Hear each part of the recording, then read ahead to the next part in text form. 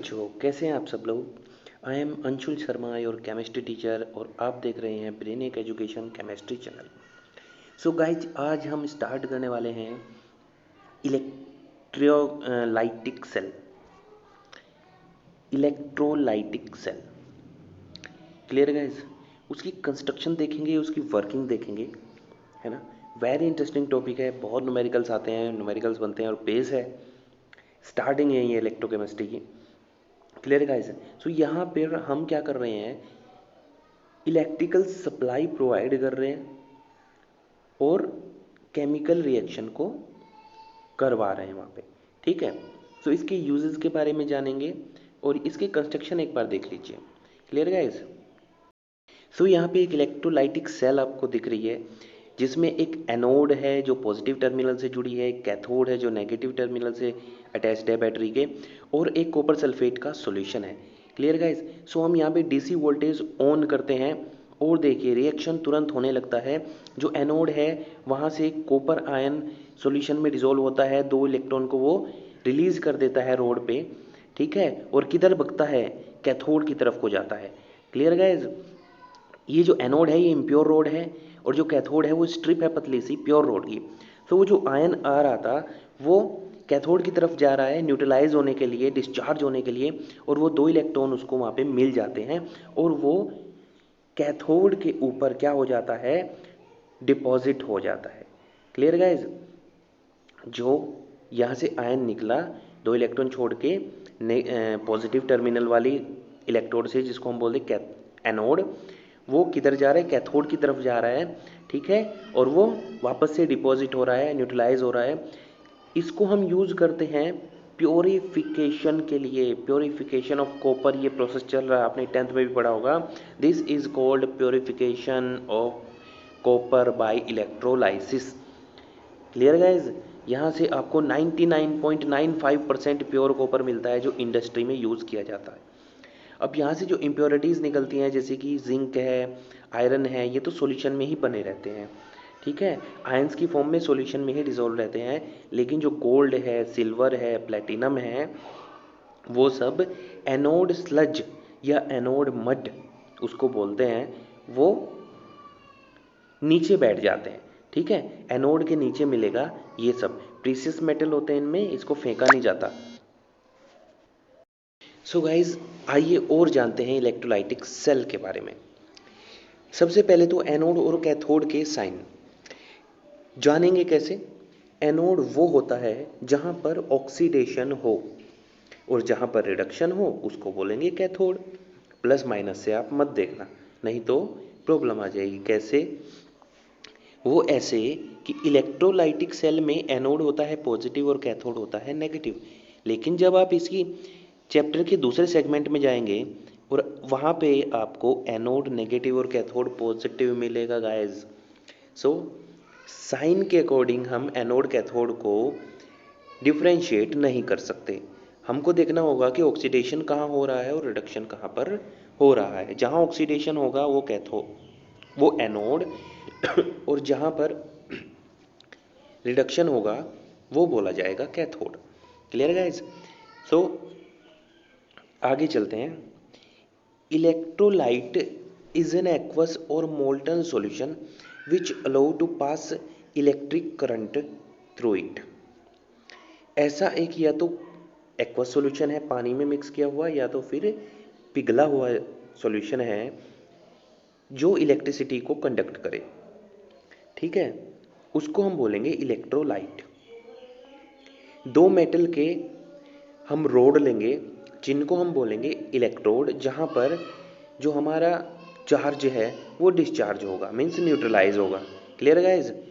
एक DC battery वहाँ पे लगाएंगे, क्योंकि डीसी करंट ही यहाँ पे एप्लीकेबल है, एसी करंट यहाँ पे एप्लीकेबल नहीं है। क्योंकि अगर एसी करंट हम देंगे तो कुछ नहीं होगा। रीज़न, वो साइक्लिक फॉर्म में चलता है, एक बार पॉजिटिव होता है एक बार नेगेटिव होता है।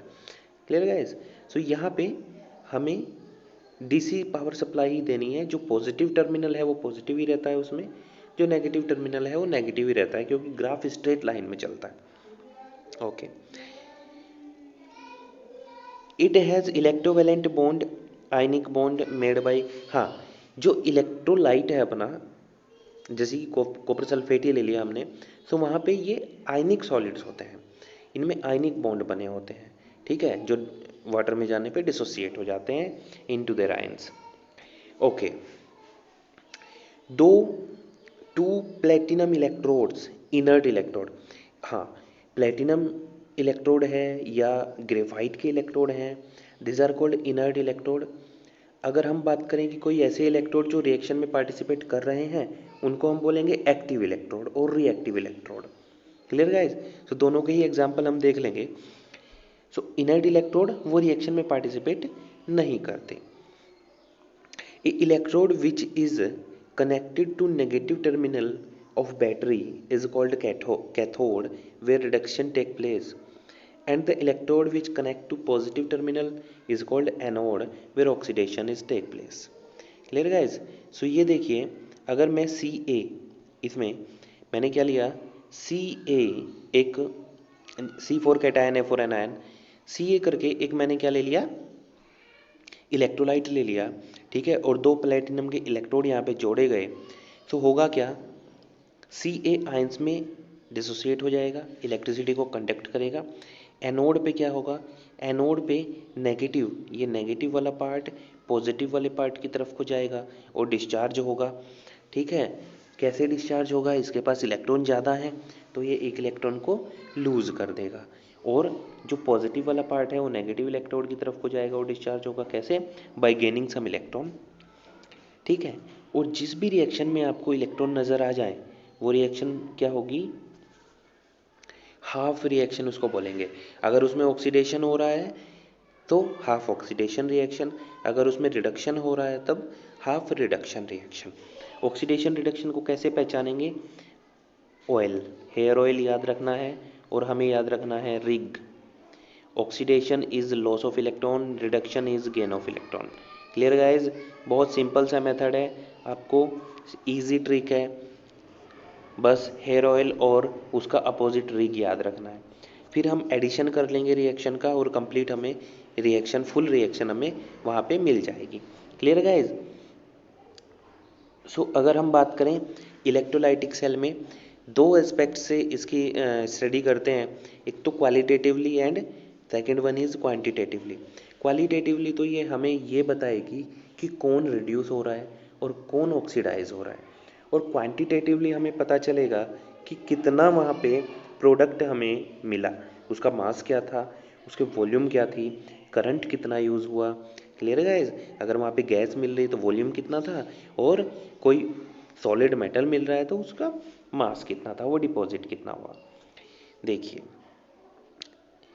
सम factors which are affect the product, जैसे कि इलेक्ट्रोलाइट है, product will depend on electrolyte used. जो इलेक्ट्रोलाइट हम यूज़ कर रहे हैं उस पर प्रोडक्ट करता है डिपेंड, ठीक है। आगे आगे अगर हम एग्जांपल देखते जाएंगे तो आपको समझ आ जाएगा, है ना, कि हम अगर इलेक्ट्रोलाइट चेंज कर रहे हैं तो प्रोडक्ट भी हमारा चेंज हो जाएगा।